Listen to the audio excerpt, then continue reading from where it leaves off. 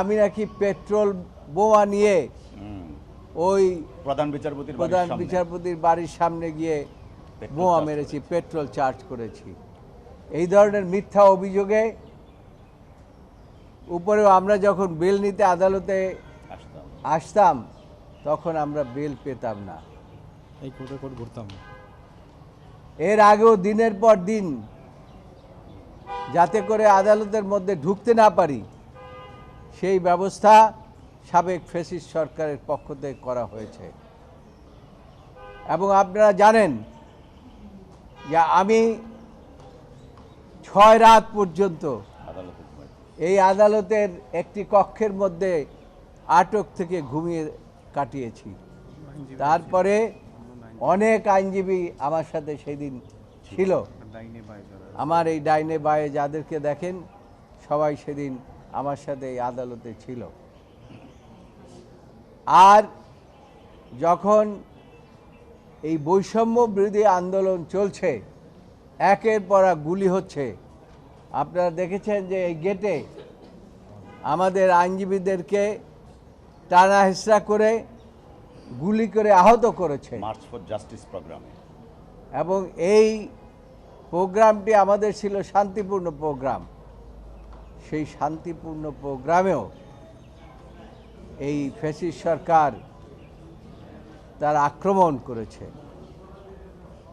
এবং সেই আক্রমণের ফলে আমাদের অনেক আইনজীবী আহত হয়েছে। শুধু আহতই হয় নাই, অনেককে ধরে নিয়ে গেছে, ধরে নিয়ে ওই যে পিজন ভ্যান আছে না, পিজন ভ্যানের মধ্যে উঠিয়ে নিয়েছে এবং রাতের বেলা তাদেরকে টর্চার করেছে। এটা খুবই বেদনাদায়ক, দুঃখজনক।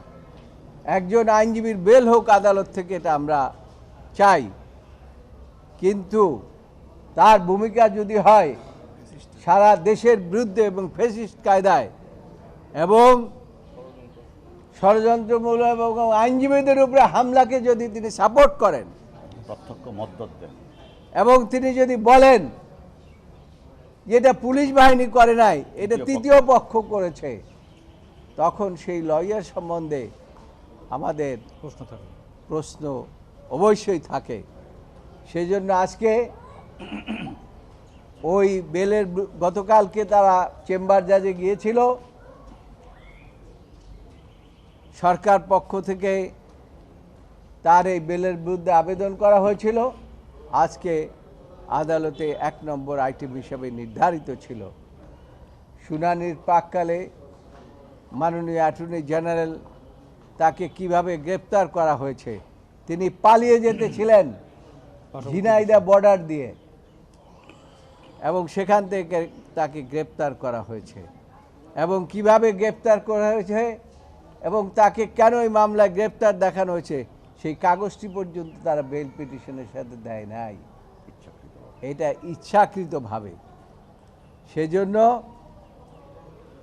আমি মাননীয় অ্যাটর্নি জেনারেলকে এই সমস্ত বক্তব্য উত্থাপনের জন্য আমি ধন্যবাদ জানাই। সাথে সাথে তিনি আবেদন করেছেন যে কিভাবে আমরা একটা বেল হলে 1 মাসেও সেই বেলের আদেশ পাই না আদালত থেকে, 24 ঘন্টার মধ্যে চলে আসে, আর কিভাবে 24 ঘন্টাও না 12 ঘন্টার মধ্যে আদালত সেই আদেশটি দিয়ে দিল, সেখানে আমাদের কিছু বক্তব্য অবশ্যই থাকে। সেই জন্য বারের পক্ষ থেকে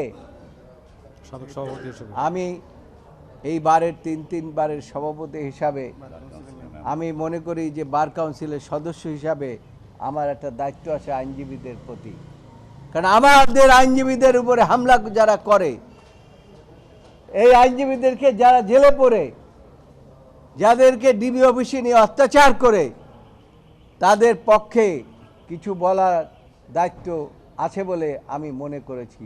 এবং সেই জন্য আমি আদালতকে বলেছি, মাননীয় আদালত, আমি বারের পক্ষ থেকে বলতে চাই এই ব্যক্তিটি 23 তারিখে আর 23 নম্বর আদালতে 4 তারিখে এই 5 তারিখে ফ্যাসিস্ট সরকারের পতনের আগের দিন পর্যন্ত তিনি যে ভূমিকা রেখেছেন এইটা কোনো আইনজীবী সুলভ আচরণ ছিল না।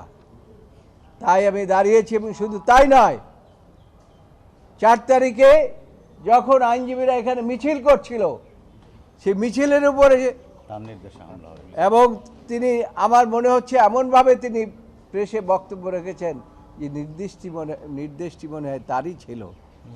সেই তারই নির্দেশে আমাদের কাছে মনে হয়েছে যেখানে আইনজীবীদের উপরে হামলা হয়েছে। যদি সরকারি ল অফিসার সেদিন যদি তৎপর থাকতো যে কোনো আইনজীবীদের উপরে আক্রমণ হবে না, তাহলে আমার মনে হয় কোনো আইনজীবীরা আহত হতেন না। এই সমস্ত বিষয় নিয়ে আমাদের আইনজীবীরা সর্বোচ্চ আদালতে তৎকালীন প্রধান বিচারপতির কাছেও গিয়েছিলেন, কিন্তু কোনো বিচার পান নাই। পল্টনী কায়দা এবং আমাদের বলেছিলেন যে আপনারা তো পল্টনে যেভাবে বক্তব্য দেন সেভাবে আদালতে বক্তব্য রাখছেন। এটা জাতির জন্য, দেশের জন্য খুবই দুঃখজনক এবং লজ্জাকর ব্যাপার। তার কারণ আইনজীবীরা হচ্ছে দেশের বিবেক, তাদের অফিসার অব দি কোর্ট। শুধু অফিসার অব দি কোর্ট নয়, দেশের মানবাধিকার রক্ষার জন্য, আইনের শাসন কায়েমের জন্য, গণতন্ত্র রক্ষার জন্য ভূমিকা আইনজীবীরাই সবসময় রেখে আসছে।